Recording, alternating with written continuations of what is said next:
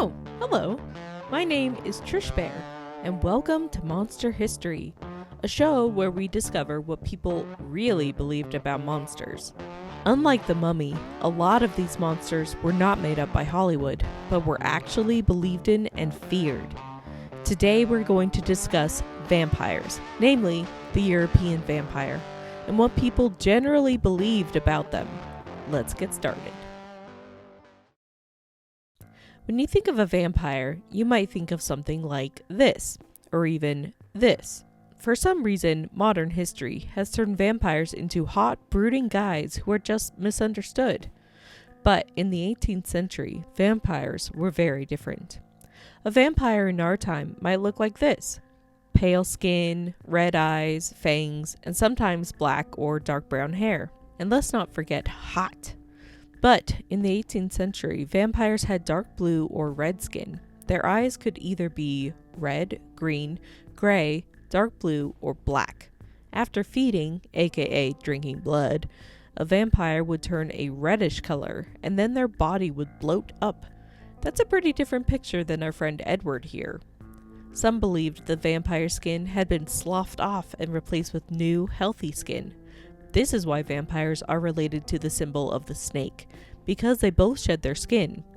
I hope they left their old skin in their coffins, because that would be pretty horrifying to see a man's skin lying around. Some also believe that the shedding of skin is why vampires are said to be immortal.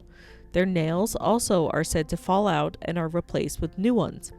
A vampire would not show signs of decomposition, and in the process of being turned, the left eye or both eyes were said to be open and staring. And the mouth was most likely open as well, because that's not a visual that would haunt you the rest of your life. A vampire's teeth, hair, and nails would have grown out, or sometimes they wouldn't have any fingernails at all. An 18th century vampire didn't actually have fangs, a little different from most vampires we see today. However, it was believed that vampires did not have a reflection, and sometimes they didn't cast a shadow either. So at least Hollywood got that part right. Now let's get into some facts about the early vampires. Dogs are hereditary enemies of vampires, and along that vein, werewolves are natural enemies to vampires as well. In fact, when a werewolf found a vampire, they would tear him up. So if your dog doesn't like your new boyfriend, maybe keep an eye on him. A few other things to know about vampires is that food can be provided as a substitute for the vampire's diet of blood. That's right, they can eat human food too. But to survive, vampires must eat blood. They don't necessarily like to. Possibly because of this reason or others, vampires hate being vampires. Their condition seems intolerable to them. Vampires also are loners, so it wouldn't really be heard of for a vampire to join up with other vampires. Vampires did not exhibit violent reactions to crosses like in the movies. They just simply avoided crosses, anything sharp, and anything that smelled. And also vampires themselves smelled. I'm not sure what they exactly smelled like though, because I've never met one. Here's a random fact: vampires can be visible to twins who wear their clothes inside out. I'm not entirely sure why, but hey, if you're a twin, get with your sibling and try it out. Let me know if you see anything. Now let's look at some of the vampire's weaknesses. Vampires have arithmomania, which is a kind of obsessive-compulsive disorder in which they need to count things. This is why people used to throw out millet, sea sand, mustard seeds, oats, linen seeds, carrot seeds, and poppy seeds onto their roof or in other places to keep a vampire occupied.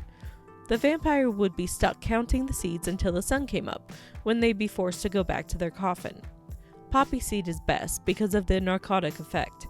It encourages the deceased to sleep rather than to walk. Vampires also have, that's right, a weakness to garlic. The movies got that one right. It smells so bad to them that it wards them off. So if you really want to keep vampires away, you could wear some garlic around your neck. Sure, you won't smell great, and you may lose all your friends, but hey, at least you'll be safe. You might not have much to worry about though. Vampires are sluggish creatures who have little to say and never defend themselves against an attack. Vampires like the night better, but they can go out in the sunlight. Vampires cannot go to churches or temples. They also cannot cross running water. So if you think a vampire is after you, go ahead and step into a church or across your local river. Be sure to wave and stick your tongue out at the vampire tauntingly. Or maybe don't do that, because we're about to discuss the vampire's strengths. We already went over how vampires shed their skin, and this may be why they are immortal. So strength number 1 would be immortality. I also mentioned earlier that twins could see a vampire if their clothes were inside out. Well, others might not be able to see them at all because vampires can turn invisible. Now there's something you don't see in the movies, or maybe you don't see because they're invisible. But that's not all. Vampires can attack people in their sleep and cause nightmares. Some vampires can even kill their victims in their sleep. So was Freddy Krueger a vampire? Probably not. Vampires can also cause sickness and death outside of dreams. Other vampires can cause storms. So Storm was a vampire then. Nope, sorry, just a mutant. The blood of a vampire is lethal to a human, so don't get any on your skin. Here's one you probably haven't heard of before. Some vampires can shift into wolves or bears, especially if they need to get out of their coffin if they've been buried.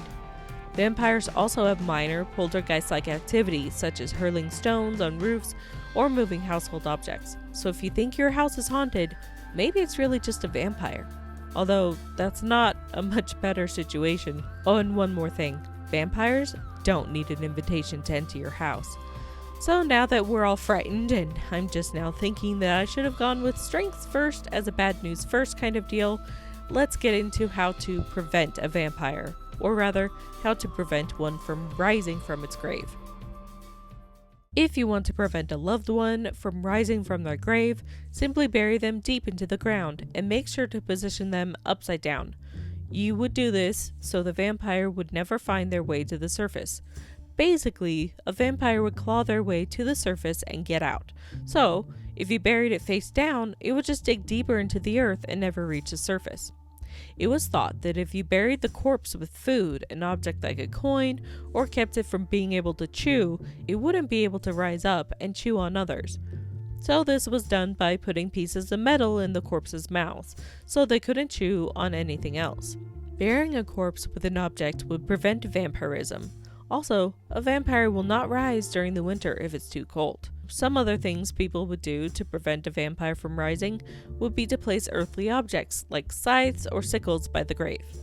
I need to admit something to you all. For the longest time, I mean up until a few months ago, I thought you pronounced scythes like scythes. Yeah, not the best moment for me. Now, let's say you don't have a scythe or a sickle. You're thinking, Trish Bear, hello, I'm not a farmer. Well, have no fear, because you can also put aspen branches on the grave to keep the vampire from rising. Don't have aspen branches? Well then just stake the corpse to the coffin to prevent it from rising. Ultimately, cremation would be the best way to prevent a corpse from rising. But back in the 18th century, it was really hard to cremate corpses. In fact, it takes anywhere from 1400 to 1600 degrees Fahrenheit to cremate a body. So basically what happens to a corpse in order to become a vampire is that the soul leaves the body and then re-enters the body, thus causing it to reanimate. To stop this and to make sure the soul has left the place of death, the doors and the windows all need to be opened and anything reflective needs to be covered. Now, how can you know if your corpse could rise up or not? Why, simply take a cloth the deceased was washed with. You hang it on a tree, and if the cloth decays, then you can safely know that so did the corpse. Hooray! Also, if the corpse laid on some straw and that particular straw disintegrates, then you know your friend's body has disintegrated. Phew! You can also dig up the grave, and if the corpse is sitting up or in a different position from where he was buried, he's a vampire alright. Personally, I'd rather do the cloth thing. So how does one exactly become a vampire? Well, there are actually a few ways. Any corpse jumped over by an animal, especially a dog or a cat, would become a vampire. So get Fido away from the dead bodies in your cellar, or they may come after you. A vampire could be created due to a wound that hadn't been treated with boiling water before death. Of course, this theory comes from about 300 years ago, so I wonder if iodine would also work. I'm gonna bet they didn't have much disinfectant back then. werewolves aren't the only ones who can get bit. It's said that after death, a body bit by a vampire will become a vampire. I don't know why they would want to do this since, like I said, vampires are loners. Now, for the darker ways to become a vampire.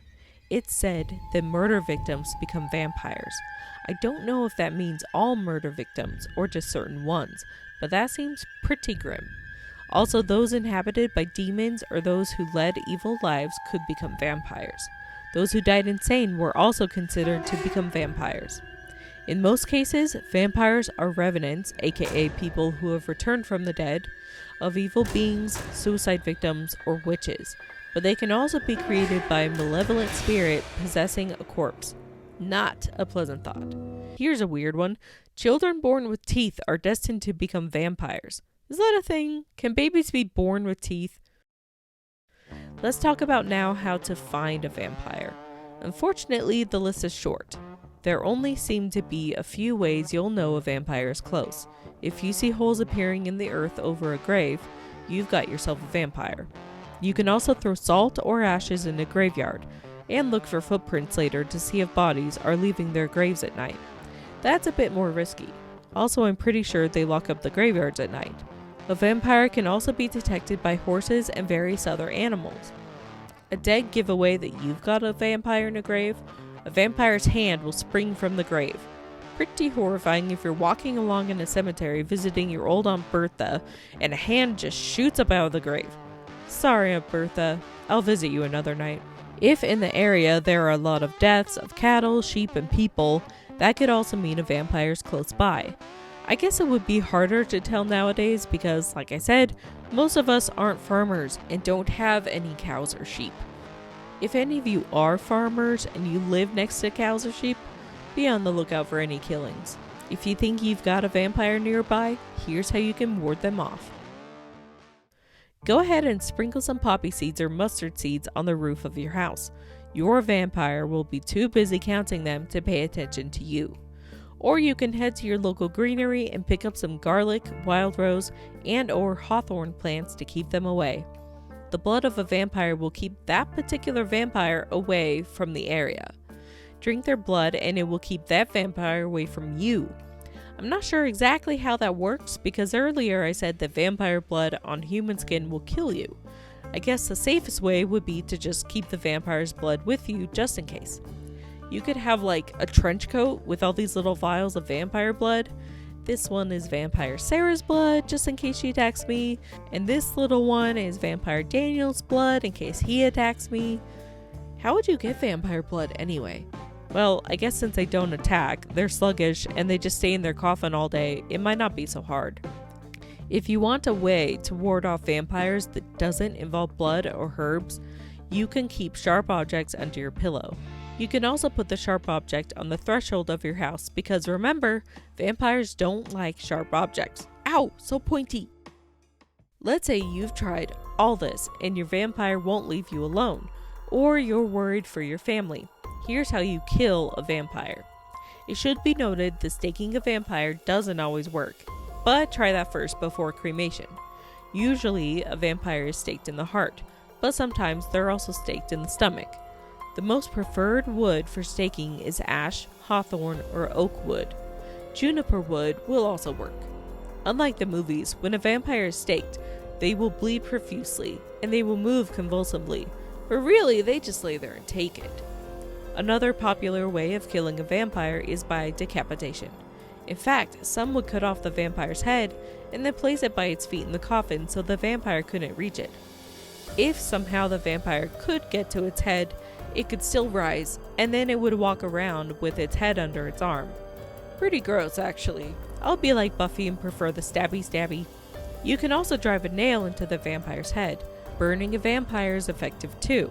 You can drown a vampire, but it won't stay under the water. Also, if someone were to pull out the vampire from the water, it would revive. So now that you know everything about vampires, let's get into the history of them.